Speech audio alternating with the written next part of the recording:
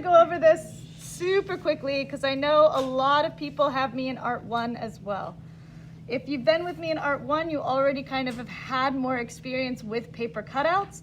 Everyone in this class did have a little experience when we did our line drawings and then we took them into paper cutouts. But we still, a lot of us are relying on the use of line in our sketches. When I go to cut out, I'm not even sure where my scissors are. What? Oh, okay. When I go, so I've seen a lot of wonderful running stick figures and skating stick figures, but remember that we're working with paper. So if I go to cut out my stick figure, there's nothing for me to glue.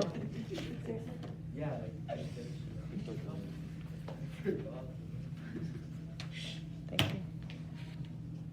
So there's nothing for me to glue. Remember, like if we're just cutting it out, this isn't getting us anywhere. So while I love that we're getting our ideas on paper, we're gonna need to figure out instead how we can actually make these lines into shapes. So if you're wanting to do a very basic stick figure, that's fine, but you're actually gonna have to figure out how to give that stick figure a little bit more form. Because if we cut out just the lines, there's nothing for us to glue on. So please remember that you are actually gonna have to create these into shapes. So my skating stick figure, like Kai, I know that you've got a skating stick figure. You're gonna have to figure out how to redo that sketch using a stick figure that you could truly be able to cut out. So I think Hector, I saw you've got a bunch of running people, which is awesome, but you're gonna have to figure out how to make them. And they don't have to be like this. If you want them to have shoes or little rounded hands, that's fine, but just make sure that there actually is something that you can cut out and glue down. If we're relying on just lines, there's nothing we can do with it. One thing that you guys could also try is you could try Googling like skateboarder silhouette or running person silhouette. And it's gonna give you clip art, a black and white version of that person's movement in a shape. So that would be a good way to kind of help you conceptualize what a running person's shape might look like. And remember that I saw, I think,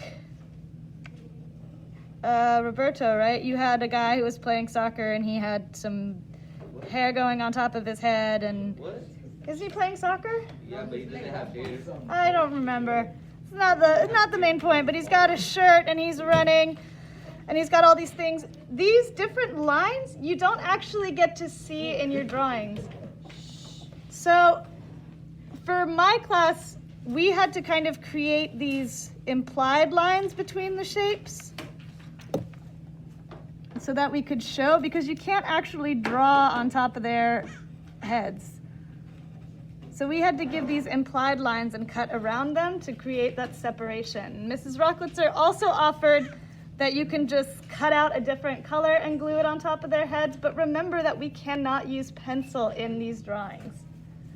So we need to think of ways, if you're drawing somebody and he's got, I just gave a very simple head of hair here. But we can't use this pencil line in our final composition, and a lot of people really want to add detail in pencil.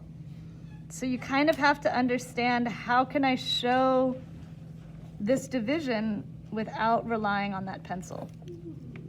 So you have to cut these out as separate shapes, and then the space in between becomes that line.